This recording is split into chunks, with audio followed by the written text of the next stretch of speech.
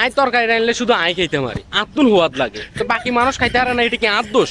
আয় কিচ্ছি হ্যাঁ, আয় তরকারি রানলে হয়তো একখানা অলিভ বেশি যাবো না, একখানা মরিচের গুঁড়া দুগে বেশি যাবো। তো এটা কি আর দোষ? মরিচের গুঁড়া দুগে বেশি হলে একখানা হেড জ্বলে আর কি। তো এটা কি আর দোষ? আনের হেডে সহ্য হয় না, আর লবণ হয়তো একটু বেশি যাবে, এটা কি আর দোষ? তরকারিতে আমি সুন্দর মতো রাঁধি, সুন্দর মতো হয়তো জোল কিনে একটু হুয়াই যায় আর কি, নইলে হয়তো আলু কিন সিদ্ধ ঠিক মতো না, এটা কি আর দোষ?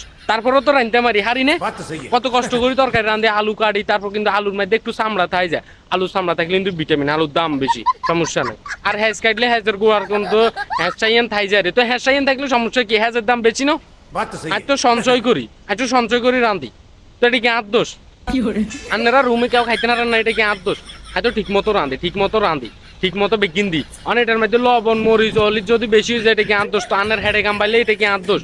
আর তো কিছু না, তো হুয়াত করি খাই, আর তো হুয়াত লাগে, সেই স্বাদ আই রানলেই স্বাদ হয়, আপনারা খাইতে না রান্না আইরেন, তো এটা কি আর দোষ?